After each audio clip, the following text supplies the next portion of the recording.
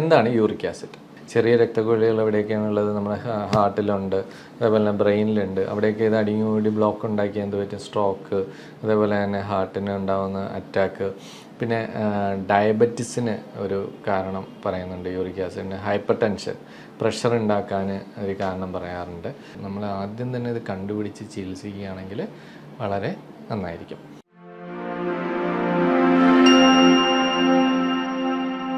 നമസ്കാരം, എൻ്റെ പേര് ഡോക്ടർ പ്രശാന്ത് JS. ഞാൻ ഫാത്തിമ ഹോസ്പിറ്റലിലെ ട്രോമ റീപ്ലേസ്മെൻറ്റ് ആൻഡ് ആർത്രോസ്കോപ്പി വിഭാഗം മേധാവിയാണ്. ഇന്ന് നമ്മളിവിടെ സംസാരിക്കാൻ പോകുന്ന വിഷയം യൂറിക് ആസിഡ്. യൂറിക് ആസിഡ് നിങ്ങൾക്കെല്ലാം അറിയാം. ഇപ്പോൾ യൂറിക് ആസിഡ് വളരെയധികം എല്ലാവർക്കും അറിയാവുന്ന ഒരു കാര്യമാണ്. യൂറിക് ആസിഡ് എന്താണ്? വേദന, എല്ലാവരും കാലുവേദന അല്ല അവിടെ ഇവിടെയൊക്കെ വേദന വരുമ്പോൾ പേഷ്യൻസ് തന്നെ യൂറിക് ആസിഡ് നോക്കിയിട്ട് നമ്മുടെ അടുത്ത് കൊണ്ട് വരാറുണ്ട്.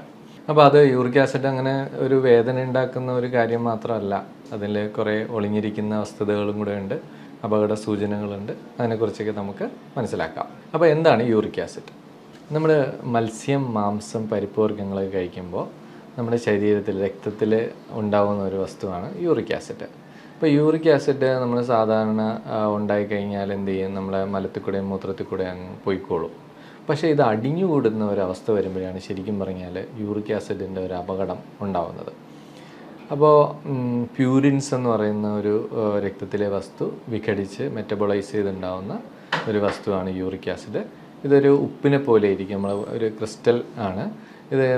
നമ്മുടെ കൂടുതലായിട്ട് നമ്മുടെ ജോയിൻറ്റുകൾക്ക് ചുറ്റും അല്ലെങ്കിൽ ജോയിൻറ്റുകൾക്ക് അകത്തൊക്കെ അടിഞ്ഞു കൂടിയിട്ടാണ് വേദനയും നീരുമൊക്കെ ഉണ്ടാക്കുന്നത്. അപ്പോൾ എന്താണ് യൂറിക് ആസിഡിൻ്റെ ഘടന? എങ്ങനെയാണ് ഇത് വേദന ഉണ്ടാക്കുന്നത്? എവിടെയൊക്കെയാണ് ഇത് അടിഞ്ഞുകൂടുന്നത്? എന്തൊക്കെ അപകടങ്ങളാണ് ഉണ്ടാകുന്നത്? അതിനെക്കുറിച്ച് നമുക്ക് സംസാരിക്കാം. ഒന്ന്, യൂറിക് ആസിഡ് ഞാൻ പറഞ്ഞില്ലേ, നമ്മളിപ്പോൾ ഇന്നത്തെ അമിത ഭാരം, നമ്മുടെ ഫാസ്റ്റ് ഫുഡ്, വെള്ളം കുടി കുറവ്, എക്സസൈസ് ഇല്ലായ്മ എന്നിവയൊക്കെ കൊണ്ട് നമ്മുടെ ശരീരത്തിൽ യൂറിക് ആസിഡ് അമിതമായിട്ട് അടിഞ്ഞു കൂടാറുണ്ട്. അപ്പോൾ ഈ സീ ഫുഡ് ഒരുപാട് കഴിക്കുന്നവർ, അതേപോലെ തന്നെ റെഡ് മീറ്റ് കഴിക്കുന്നവർ, ചിലതരം പരിപ്പ് വർഗ്ഗങ്ങൾ ഒക്കെ കഴിക്കുമ്പോൾ നമുക്ക് എന്ത് പറ്റും? ഈ യൂറിക് ആസിഡ് അടിഞ്ഞുകൂടും. ഇത് നമ്മുടെ ജോയിൻറ്റുകളിൽ ചുറ്റോ, നമുക്ക് ഏത് ടിഷ്യൂ, നമ്മുടെ ബോഡിയിലുള്ള ഏത് ടിഷ്യൂവിൽ വേണമെങ്കിലും യൂറിക് ആസിഡ് അടിഞ്ഞുകൂടാം. ജോയിൻറ്റിലെ ടിഷ്യൂ, അതിന് ചുറ്റും ഒരു മോണോ യൂറേറ്റിക് ക്രിസ്റ്റൽസ് ഉണ്ടാക്കിയിട്ട് ചെറിയ ഉപ്പ് പോലെ അല്ലെങ്കിൽ കാൽഷ്യം പോലൊരു ഇതുണ്ടാക്കി അതിങ്ങനെ കുത്തി വേദന ഉണ്ടാക്കും. അപ്പോൾ കൂടുതലായും നമുക്ക് ഒരു രോഗി വരുന്നതെന്ന് വെച്ച് കഴിഞ്ഞാൽ കാലിലെ വേദന, നമ്മുടെ heal pain, planter fasciitis uric acid കാരണം വരാറുണ്ട്. മുട്ടിലെ വേദന, മുട്ടിൽ കാണപ്പെടുന്ന വേദനകൾ വരാറുണ്ട്. കയ്യിൽ, റിസ്റ്റിൽ ഒക്കെ ഉണ്ടാകുന്ന വേദന, ഷോൾഡറിൽ ഉണ്ടാകുന്ന വേദന, ഈവൻ നമ്മൾ വെർട്ടിബ്ര, നടുവേദന, കഴുത്ത് വേദനയൊക്കെ യൂറിക് ആസിഡ് കാരണം നമുക്ക് വരാറുണ്ട്. രണ്ട്, നമുക്ക് കിഡ്നിയിൽ യൂറിക് ആസിഡ് അടിഞ്ഞിട്ട് കല്ല് ഉണ്ടാകുന്നത് വേറൊരു ഘടകമാണ്.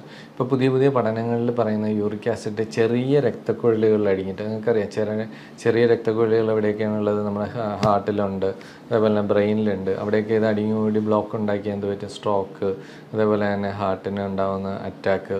പിന്നെ ഡയബറ്റിസിന് ഒരു കാരണം പറയുന്നുണ്ട് യൂറിക് ആസിഡിന്. ഹൈപ്പർ ടെൻഷൻ, പ്രഷർ ഉണ്ടാക്കാൻ ഒരു കാരണം പറയാറുണ്ട്. പിന്നെ യൂറിക് ആസിഡ് മാത്രമായിട്ട് ഒരു വേദന ഉണ്ടാകുന്നതിലുപരി എന്തെങ്കിലും ഒരു തേയ്മാനമോ അല്ലെങ്കിൽ എന്തെങ്കിലും ഒരു ചതവോ അല്ലെങ്കിൽ എന്തെങ്കിലും ഒരു ഇപ്പോൾ പ്രഷറാണെങ്കിലോ ഒക്കെ ഉണ്ടെങ്കിൽ ഇതിൻ്റെ വേദന അധികമാക്കുന്നത് യൂറിക് ആസിഡിൻ്റെ ഒരു പ്രത്യേകതയാണ്. അപ്പോൾ ഇത് 4 സ്റ്റേജിലാണ് നമുക്ക് യൂറിക് ആസിഡ് ഉണ്ടാകുന്നത്. ഒന്നെന്ന് പറഞ്ഞു കഴിഞ്ഞാൽ അസിംറ്റമാറ്റിക് സ്റ്റേജ്, അതായത് നമ്മുടെ ശരീരത്തിൽ യൂറിക് ആസിഡ് കൂടുതലായിരിക്കും, പക്ഷേ നമ്മളറിയില്ല, നമുക്ക് വേദനയൊന്നും ഉണ്ടാവില്ല. അപ്പോൾ ആ വേദനകൾ എങ്ങനെയാണ് കാണുന്നത് വെച്ചാൽ, പെട്ടെന്നൊരു ചതവുണ്ടായി അല്ലെങ്കിൽ ഒരു എല്ല് പൊട്ടലുണ്ടായി, പേഷ്യൻ്റ് പ്ലാസ്റ്റർ ഇട്ട് 3 ആഴ്ച കഴിഞ്ഞിട്ട് വേദന കുറയാതെ നിൽക്കുമ്പോൾ നമ്മൾ നോക്കുമ്പോഴായിരിക്കും പെട്ടെന്ന്, അല്ലെങ്കിൽ ചുമ്മാ ഒരു ബ്ലഡ് ടെസ്റ്റ്, നമ്മളൊരു മെഡിക്കൽ ചെക്കപ്പ് നടത്തും, അതിനകത്ത് നമുക്ക് യൂറിക് ആസിഡ് കൂടി നിൽക്കുമ്പോൾ നമുക്ക് മനസ്സിലാവും.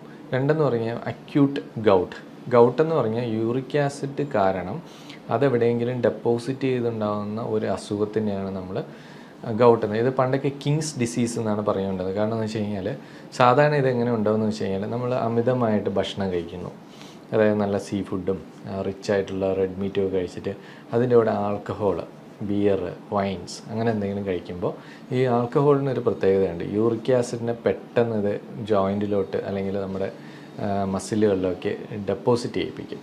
ഡെപ്പോസിറ്റ് ചെയ്യുമ്പോൾ എന്ത് പറ്റും, ഇത് പെട്ടെന്ന് അവിടെ കുത്തിയിട്ട് ഒരു ഇൻഫ്ലമേഷൻ, നീരും വേദനയൊക്കെ ഉണ്ടാക്കും. അതുകൊണ്ട് പണ്ടൊക്കെ ഇങ്ങനെ ഒരുപാട് റിച്ച് ഫുഡ് കഴിക്കുന്ന ആൾക്കാർ അങ്ങനെയുള്ളൊരു ലീനേജ് ആയതുകൊണ്ടായിരിക്കും ചിലപ്പോൾ അതൊരു കിങ്സ് ഡിസീസ് എന്ന് നമ്മൾ വിളിക്കുന്നത്.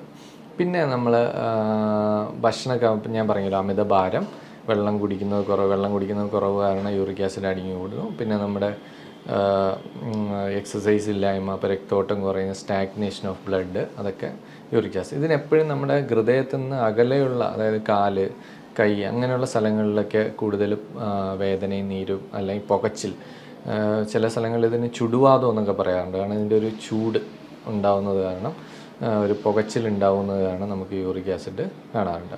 പിന്നെ ഒരു വളരെ കോമൺ ആയിട്ടുള്ള കാരണം, ചില മരുന്നുകൾ, അതായത് കൂടുതലും നമ്മൾ ഈ പ്രഷറിനൊക്കെ കൊടുക്കുന്ന ചില ഹൈപ്പർ യൂറിസീമിക് ഡ്രഗ്സ് ഉണ്ട്. അത് യൂറിക് ആസിഡിന് ഒരു കാരണമാണ്. അപ്പോൾ നമ്മൾ ഭക്ഷണക്രമം, പിന്നെ ചില മരുന്നുകൾ, പിന്നെ ഒരു ഭാവം എന്ന് പറഞ്ഞു കഴിഞ്ഞാൽ നമ്മുടെ ജനിതകമായ ചില പ്രശ്നങ്ങൾ, അതായത് നമ്മളെ എൻസൈം ഡെഫിഷ്യൻസീസ്, യൂറിക് ആസിഡിനെ നമ്മൾ ദ്രവിപ്പിച്ച് അല്ലെങ്കിൽ മെറ്റബോളൈസ് ചെയ്യുന്ന എൻസൈംസിൽ എന്തെങ്കിലും പ്രശ്നം ഉണ്ടെങ്കിൽ നമുക്ക് യൂറിക് ആസിഡ് കാണാറുണ്ട്.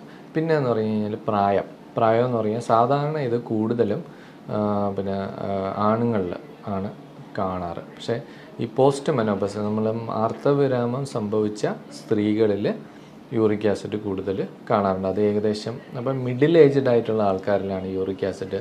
കുട്ടികളിലും കുറവായിരിക്കും, പിന്നെ വയസ്സായാലുണ്ടാകുമെങ്കിൽ പോലും മിഡിൽ ഏജിലാണ് സിംറ്റം ആയിട്ട് കൂടുതൽ ആൾക്കാർ നമ്മുടെ അടുത്ത് വരാറ്.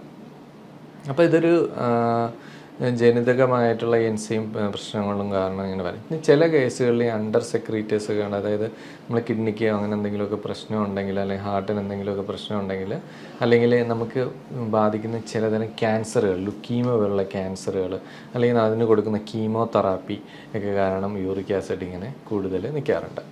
അപ്പോൾ യൂറിക് ആസിഡ് കൂടുതലായി കഴിഞ്ഞാൽ അതിന് നമുക്ക് മൂന്ന് ഫേസ് ഉണ്ട്. ഒന്ന് അക്യൂട്ട് അറ്റാക്ക്, പെട്ടെന്ന് പേഷ്യൻ്റ് ഭയങ്കര സിവിയർ ആയിട്ടുള്ള പെയിൻ ആയിരിക്കും, പിന്നെ ഭയങ്കര വേദനയായിട്ട് നിലവിളിച്ച് പേഷ്യൻ്റ് വരും. അതിനാണ് അക്യൂട്ട് ഗൗട്ടി അറ്റാക്ക് എന്ന് പറയുന്നത്. അത് ഫസ്റ്റ്. അപ്പം അത് നമ്മൾ അതൊരു സ്റ്റേജ്. സെക്കൻഡ് സ്റ്റേജ് എന്ന് പറയാൻ ഇൻ്റർ ഇക്ടൽ പീരീഡ്, അതായത് നമ്മളൊരു അക്യൂട്ട് സ്റ്റേജ് കഴിഞ്ഞാൽ പിന്നെ പേഷ്യൻറ്റിന് അവിടെ എവിടെയൊക്കെ ചെറുതായിട്ട് ഇങ്ങനെ പെയിന്, അല്ലെങ്കിൽ ചിലപ്പോൾ ഇതേപോലെ തന്നെ അറ്റാക്കുകൾ ഒക്കെ വരും. അപ്പോൾ ഇതിൻ്റെ രണ്ടിനെ കാരണം, ഒന്ന് യൂറിക് ആസിഡ് ഡെപ്പോസിറ്റ് ചെയ്യുമ്പോൾ പെട്ടെന്നൊരു വേദനയും നീരും ഒക്കെ വരും. രണ്ട്, യൂറിക് ആസിഡ് കുറേ നാൾ ഇങ്ങനെ ഡെപ്പോസിറ്റ് ചെയ്ത് കഴിഞ്ഞാൽ ടോഫി എന്ന് പറയുന്നൊരു സാധനം, ടോഫി എന്ന് പറയുന്ന ഒരു കാൽസ്യം ഡെപ്പോസിറ്റ് പോലൊരു ഇതാണ്, ഒരു കല്ല് പോലെ ഇങ്ങനെ നമ്മളെ ജോയിൻറ്റിനകത്തും മസിലും ഒക്കെ ഇങ്ങനെ ഡെപ്പോസിറ്റ് ചെയ്തിട്ട് വേദന, നീര് ഇങ്ങനെ പൊങ്ങി, ഒരു സ്വെല്ലിങ് പോലെ, ഒരു ട്യൂമർ പോലെ ഇങ്ങനെ പൊങ്ങി വരുന്ന ടോഫി. അപ്പോൾ അതൊക്കെ ക്രോണിക് ഗൗട്ടിൻ്റെ ഒരു ലക്ഷണമാണത്. അപ്പോൾ ഇതാകുമ്പോൾ ഇങ്ങനെ ഇടയ്ക്കിടയ്ക്ക് വേദന, നീരൊക്കെ വരും. ഇനി ചില പേഷ്യൻസിനെ നമ്മൾ ലേബിൾ ചെയ്യും, തേയ്മാനമാണെന്ന് ലേബിൾ ചെയ്യും. പക്ഷേ പേഷ്യൻ്റ് വരുമ്പോൾ നമ്മൾ എക്സ്റേ എടുത്ത് നോക്കുമ്പോൾ എന്ത് പറ്റും, ചെറിയ ടോഫിയുടെ ഇതിൻ്റെ ഈ കാർട്ടിലേജിൻ്റെ അംശം കാണുമ്പോൾ പിന്നെ യൂറിക് ആസിഡ് നോക്കുമ്പോഴാണ് ഈ പേഷ്യൻ്റ് യൂറിക് ആസിഡ് ഉണ്ട് എന്ന് പറയുന്നത്. അപ്പോൾ അത് അമിതമായ വേദനയായിരിക്കും, സാധാരണ തേയ്മാനത്തിൻ്റെ വേദന ആയിരിക്കില്ല, നല്ല വേദനയായിരിക്കും. അപ്പോൾ യൂറിക് ആസിഡ് കണ്ടുപിടിച്ച് ചികിത്സിച്ചില്ലെങ്കിൽ പെട്ടെന്ന് തന്നെ പേഷ്യൻറ്റിന് അത് തേഞ്ഞു പോവുകയും അമിതമായ വേദന, രാത്രി വേദന, നടക്കുമ്പോൾ വേദനയൊക്കെ ഉള്ള ഒരുപാട് വേദനകൾ കാണാറുണ്ട്. ഇത് ഏറ്റവും കൂടുതൽ ബാധിക്കുന്നത് നമ്മളെ തള്ളവിരലിനെ, നമ്മുടെ കാലിലെ തള്ളവിരലിനെയാണ് നമ്മൾ ഏറ്റവും കൂടുതൽ ഇത് ബാധിക്കുന്നത്. കാരണം അവിടെ തണുപ്പുള്ള ഒരവസ്ഥയിൽ ഇത് കൂടുതൽ ഡെപ്പോസിറ്റ് ചെയ്യും. അതുപോലെ തന്നെ ഞാൻ നേരത്തെ പറഞ്ഞില്ലേ, നമ്മുടെ ആൽക്കഹോൾ, ബിയറാണ് ഏറ്റവും പ്രശ്നം. പിന്നെ അത് കഴിഞ്ഞാൽ ബാക്കിയുള്ള ആൽക്കഹോൾസും പ്രശ്നം തന്നെയാണ്, അപ്പം ബിയറും ഒരു പ്രശ്നം. പിന്നെ നമ്മളിതിൻ്റെ ട്രീറ്റ്മെൻറ്റ് നമ്മൾ പേഷ്യൻറ്റിന് ഇതിൻ്റെ സീരിയസ്നെസ് ഒന്ന് എഡ്യൂക്കേറ്റ് ചെയ്യുന്നതിലാണ് ഏറ്റവും വലിയ കാര്യം. അപ്പോൾ ഫസ്റ്റ് പേഷ്യൻറ്റ് ചെയ്യേണ്ട കാര്യങ്ങൾ, സെക്കൻഡ് നമ്മുടെ മരുന്നുകൾ, മൂന്നെന്ന് പറഞ്ഞാൽ എക്സസൈസ്. അങ്ങനെ 3 കാര്യങ്ങൾ നമ്മൾ ചെയ്യണം. പേഷ്യൻ്റ് സീ ഫുഡുകൾ ഒഴിവാക്കുക. സീ ഫുഡുകൾ ഒരുപാട് എന്ന് വെച്ചാൽ പ്രധാനമായിട്ട് വലിയ മത്സ്യങ്ങൾ, നെത്തോലി, ചൂട് പോലുള്ള മത്സ്യങ്ങളൊക്കെ കഴിക്കുന്നതുകൊണ്ട് വലിയ കുഴപ്പമില്ല. പക്ഷേ വലിയ മത്സ്യങ്ങളെല്ലാം നമ്മൾ ഒഴിവാക്കുക. 2, റെഡ് മീറ്റ്, ബീഫ്, ആട് പോലുള്ള ലിവർ അങ്ങനെയുള്ള സാധനങ്ങളൊക്കെ ഹൈ പ്യൂരിൻ കണ്ടൻസ് ഉള്ളതാണ്, അത് ഒഴിവാക്കണം. ചിക്കൻ വല്ലപ്പോഴും കഴിക്കാം. പിന്നെ സ്കിംഡ് മിൽക്ക് കഴിക്കാം, ഡയറി പ്രൊഡക്ട്സിൽ സ്കിംഡ് മിൽക്ക് കുഴപ്പമില്ല. പിന്നെ പരിപ്പ് വർഗ്ഗങ്ങൾ നമ്മൾ ഒഴിവാക്കാൻ പറ്റുന്നിടത്തോളം ഒഴിവാക്കുക എന്നുള്ളതാണ് യൂറിക് ആസിഡിൽ ശ്രദ്ധിക്കേണ്ടത്. 2, അമിതഭാരം വരുമ്പോഴത്തേക്ക് യൂറിക് ആസിഡ് കൂടുമ്പോൾ വെയിറ്റ് കുറച്ച് വയ്ക്കുക. 3 വെള്ളം കുടിക്കുക, നല്ലവണ്ണം വെള്ളം കുടിക്കണം. വെള്ളം കുടിക്കുമ്പോഴത്തേക്ക് യൂറിക് ആസിഡ് അത് പോയി കിഡ്നിയിൽ കല്ലൊന്നും ഉണ്ടാവാതെ ശ്രദ്ധിക്കാൻ പറ്റും. പിന്നെ നമ്മൾ 4ാമത് മരുന്നെന്ന് വെച്ച് കഴിഞ്ഞാൽ നമുക്ക് 3 രീതിയിലുള്ള മരുന്നുണ്ട്. ഒന്ന് അക്യൂട്ട് അറ്റാക്കിന് കൊടുക്കുന്ന NSAID പോലുള്ള മരുന്ന്, കോളിച്ചിസിൻ, അതായത് ഒരു ഇൻഫ്ലമേഷൻ തടയാനുള്ള മരുന്ന് നമ്മൾ കൊടുക്കാറുണ്ട്. സെക്കൻഡ് സ്റ്റേജ് വരുമ്പോൾ യൂറിക് ആസിഡിനെ കുറയ്ക്കാൻ വേണ്ടിയിട്ടുള്ള മരുന്ന്, അതായത് നമ്മൾ കുറേ മരുന്നുകൾ, അലോപൂരിനോൾ പോലുള്ള മരുന്നുകൾ, ഫെബിക്സോസ്റ്റാറ്റ് പോലുള്ള മരുന്നുകളൊക്കെ ഇതിൻ്റെ യൂറിക് ആസിഡ് കുറയ്ക്കാൻ വേണ്ടിയിട്ടുള്ള മരുന്നുകളാണ്. 3 എക്സസൈസ് ചെയ്തിട്ട് നമ്മൾ യൂറിക് ആസിഡിൻ്റെ ഡെപ്പോസിഷൻ തടയ്ക്കാൻ വേണ്ടിയുള്ള എക്സസൈസ്, നമുക്കെവിടെയാണ് വേദന ഉണ്ടാകുന്നത് അത്. ഇനി നമ്മൾ ഏറ്റവും പ്രത്യേകിച്ച് ശ്രദ്ധിക്കുക എന്ന് വെച്ചാൽ, ചില പേഷ്യൻസിൽ നമ്മളിപ്പം മിക്ക പേഷ്യൻസ് നമ്മുടെ അടുത്ത് വരുമ്പോൾ ഈ അസുഖം യൂറിക് ആസിഡാണെന്ന് കണ്ടുപിടിക്കില്ല. പേഷ്യൻറ്റിന് തേയ്മാനം എന്ന് പറഞ്ഞ് ഇങ്ങനെ ചികിത്സിച്ചുകൊണ്ടിരിക്കുകയായിരിക്കും. അപ്പം പേഷ്യൻറ്റ് വന്ന് നമ്മൾ യൂറിക് ആസിഡിന് കണ്ടുപിടിക്കുകയും യൂറിക് ആസിഡിൻ്റെ മരുന്ന് കൊടുക്കുകയും വേദന പറയും. പക്ഷേ യൂറിക് ആസിഡ് മൂലം ക്രോണിക്സിറ്റി, അതായത് ഒരു തേയ്മാനം ആവുകയോ പിന്നെ ടോഫി പോലുള്ള ഡെപ്പോസിഷൻ ഉണ്ടായി കഴിഞ്ഞാൽ പിന്നെ അതൊരു തേയ്മാനം പോലെ തന്നെ നമ്മൾ ചികിത്സിക്കേണ്ടത്. നമ്മൾ യൂറിക് ആസിഡ് കുറഞ്ഞെന്നും പറഞ്ഞാൽ വേദന കുറയണമെന്നില്ല. അപ്പോൾ നമ്മൾ early diagnosis is very important. നമ്മൾ ആദ്യം തന്നെ ഇത് കണ്ടുപിടിച്ച് ചികിത്സിക്കുകയാണെങ്കിൽ വളരെ നന്നായിരിക്കും. അപ്പോൾ നിങ്ങൾക്ക് ഇപ്പം കുറച്ച് കാര്യങ്ങൾ മനസ്സിലായല്ലോ. എല്ലാ അസുഖത്തിനും ഏറ്റവും കൂടുതൽ വേണ്ടത് എന്തൊക്കെയാണ്? Healthy life style. അതായത് നമ്മൾ നന്നായിട്ട് എക്സസൈസ് ചെയ്യുക, വെള്ളം നന്നായിട്ട് കുടിക്കുക, നല്ല ഫുഡ്, ഫാസ്റ്റ് ഫുഡുകൾ ഒഴിവാക്കി നല്ല ഫ്രൂട്ട്സൊക്കെ ഉൾപ്പെടുത്തി ജലാംശം കൂടുതൽ ഉള്ള ഇതെല്ലാം കഴിച്ച് ഹെൽത്തി ആയിട്ട് എക്സസൈസുകൾ ചെയ്യുക.